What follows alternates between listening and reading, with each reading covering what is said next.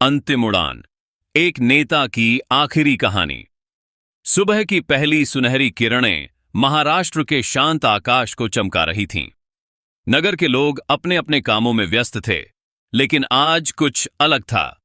एक महत्वपूर्ण नेता की उड़ान थी, जिसमें पूरे राज्य की उम्मीदें जुड़ी थीं। यह उड़ान थी महाराष्ट्र के उप मुख्यमंत्री अजित पवार की, जो मुंबई से बारामती के लिए जा रहे थे।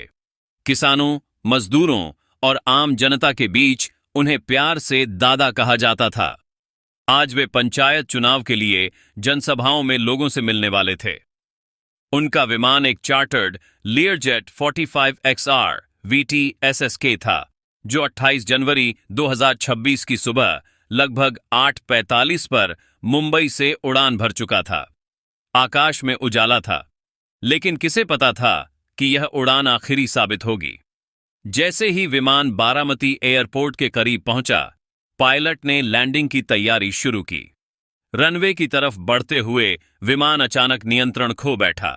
आसपास खड़े लोग देखते रहे जैसे वह जमीन की ओर बढ़ता चला गया, और फिर एक भयंकर धमाका। विमान जमीन से टकराया और अग्नि की लपटों में घिर गया। लोगों की आंखों के सामने धुएं और आग के बीच 5 लोगों की जान चली गई। उनमें से एक थे अजित पवार खुद। पायलट, को पायलट, सुरक्षा अधिकारी और एक सहायक, सभी इस दुर्घटना में जीवन की अंतिम उड़ान भर बैठे। बारामती की सुबह अचानक गम में बदल गई।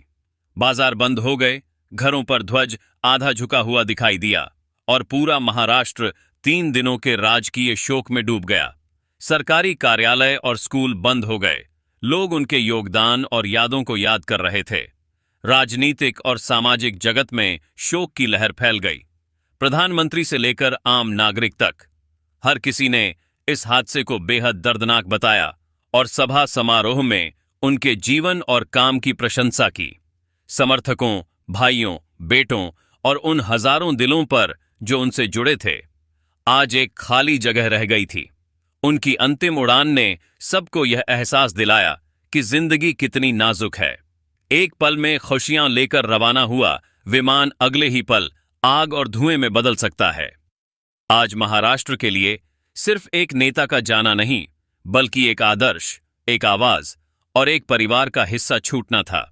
ऐसे ही उस सुबह का उजाला रूहानी यादों में बदल गया, और बारामती की धरती पर गम और श्रद्धा की एक नई कहानी लिख दी गई।